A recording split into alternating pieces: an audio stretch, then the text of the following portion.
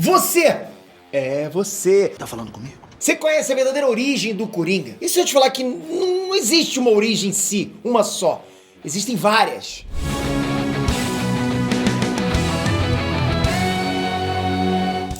Enéas Trunks, Peter aqui. Que o Coringa é o maior e mais famoso inimigo do Batman, disso todo mundo já sabe, né? A gente já sabe há muito tempo. Ele surgiu pouco tempo depois da criação do Batman e sempre foi uma pedra no sapato do morcegão. Por conta disso e também por conta da popularidade, ele tá sempre dando as caras em filmes, animações, games também, protagonizado pelo Cavaleiro das Trevas. Tudo que tem um Batman tem um Coringa. Você está demitido.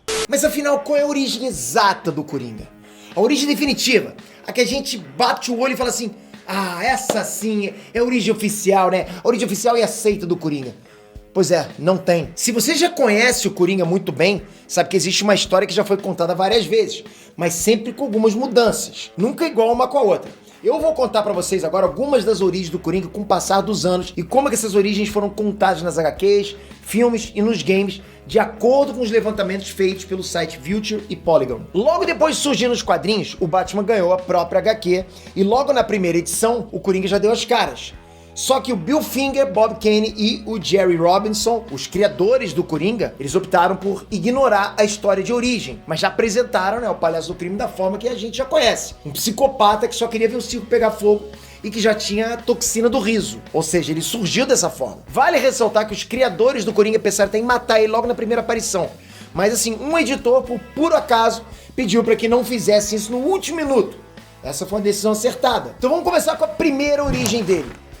Detective Comics número 168, de 1951. Depois de 11 anos que o Coringa foi apresentado, ele, enfim, teve a origem explicada. Na edição número 168 de Detective Comics, que teve o envolvimento do Bill Finger, um dos criadores do Joker, a gente descobre que o vilão já cometia crimes anteriores, antes daquilo. Ele tinha o nome de Capuz Vermelho. Ele cometia crimes com esse nome. Um dia, depois de roubar uma fábrica, o Coringa afirmou que caiu num tonel com resíduos químicos para poder escapar do Batman. Depois de sair do local, ele notou que a pele dele ficou branca, os lábios ficaram avermelhados e os cabelos ganharam uma coloração esverdeada. Quando ele percebe que o visual dele poderia causar medo nas pessoas e que ele lembrava o Coringa de um baralho de cartas, ele decidiu usar esse nome para continuar com as atividades criminosas que ele já estava cometendo.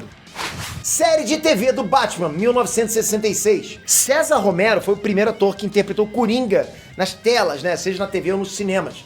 Uma produção com atores reais. No caso, né, para a série de TV do Batman nos anos 60, aquela meia palhaçona. Essa versão dele era mais cômica, né? Tipo, mal lembrava o psicopata que a gente conhece hoje. Mas como na primeira aparição dos quadrinhos, a história de origem também nunca ficou muito clara. Foram dadas tipo algumas pistas sobre a origem do Coringa do César Romero. Assim, ele abandonou a escola do ensino médio para se tornar um hipnotizador e mestre do disfarce. Até que um dia se voltou pro crime. De qualquer forma, o próprio César Romero disse que ele tem esse visual pelo fato de o personagem ter caído no tonel com compostos químicos, o que significa que a versão dele de Palhaço do Crime pode ter sido inspirada nos quadrinhos. A Piada Mortal, 1988. A famosa HQ A Piada Mortal, do Alan Moore, Brian Bolland e John Higgins, também mostrou uma origem pro Coringa. E essa origem não era tão diferente assim do que a gente já conhece, mas ganhou alguns toques mais dramáticos, mais sombrios. Nessa obra, nessa HQ, a gente descobre que o vilão era um funcionário da Ace Chemicals que pediu demissão para se tornar tipo um comediante fracassado stand-up. A esposa dele, chamada Jenny, estava grávida, então ele estava desesperado para conseguir algum dinheiro.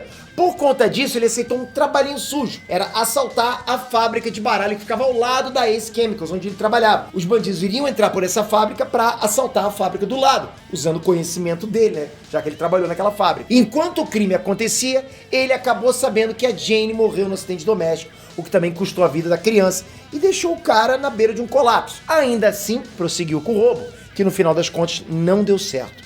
Enquanto ele fugia da polícia e do Batman, esse homem se jogou no lago, que era um local de despejo de resíduos químicos. Quando ele saiu do local, ele acabou se tornando Coringa de uma vez por todas. Essa é, até hoje, considerada a história definitiva da origem do Coringa por muitos fãs do Batman.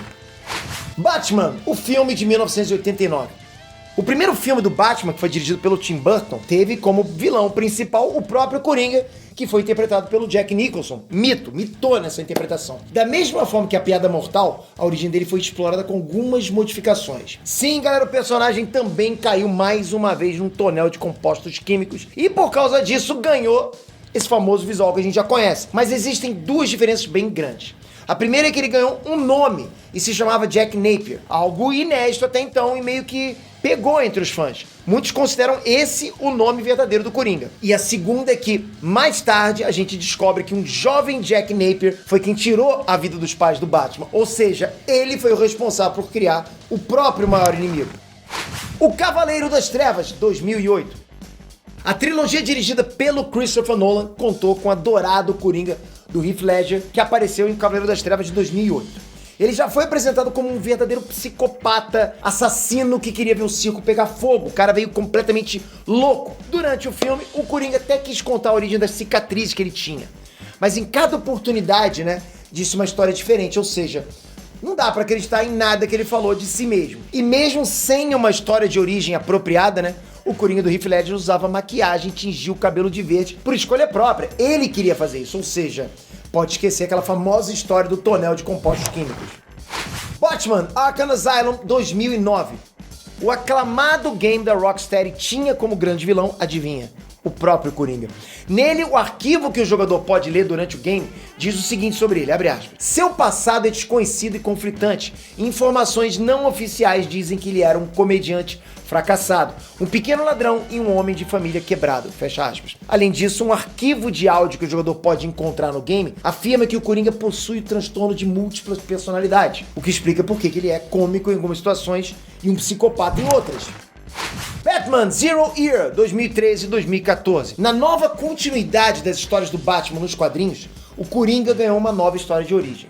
Meses antes do Bruce Wayne se tornar o herói, a gangue do Capuz Vermelho começou a aterrorizar Gotham. Cada um dos membros da gangue tinha um nome e habilidades diferentes. O Capuz Vermelho 1 ficou fascinado com a chegada do Batman, mas um dia caiu no tonel de compostos químicos da Ace Chemicals. Só que ele foi morto e substituído pelo homem que mais tarde se tornou o Coringa. Esquadrão Suicida 2016. Os fãs não curtiram muito aquele Coringa do Jared Leto que apareceu em Esquadrão Suicida, mas ele ainda teve a origem dele brevemente explicada. Ele era um paciente do asilo Arkham que consegue fazer a Arlequina, que era a psiquiatra dele, se apaixonar por ele, e ela acaba virando ajudante do Coringa. Coringa 2019. Pra terminar, no filme do Joaquin Phoenix, pode esquecer o famoso tonel de compostos químicos. Não tem isso. Como os trailers já tinham revelado, o vilão que nesse filme se chama Arthur Fleck, se trata de um homem perturbado, doente, inclusive a risada dele é fruto até de um problema que existe de verdade. E ele é ignorado e desprezado pela sociedade. Por conta disso, depois de um dia ruim, ele acabou adotando a identidade do Coringa e só se tornou um vilão pra valer no ato final do filme. Pois é, Net, como eu falei, são várias origens. Qual que é a sua preferida? Comenta aí embaixo. O que você acha que realmente deve ser aceito como origem do Coringa? Comentem. Não esquece o joinha que você sempre ajuda e se inscreve no canal aqui, ó. Você é fã da DC? A gente também é, pode acreditar. Então sua inscrição vai fervilhar a casa, vai fazer a gente trazer mais vídeos pra vocês. Com certeza, eu tô falando, Mequetrefe, obrigado de coração você, ó. Mora aqui, sabe disso. Até a próxima, galera. Uhul!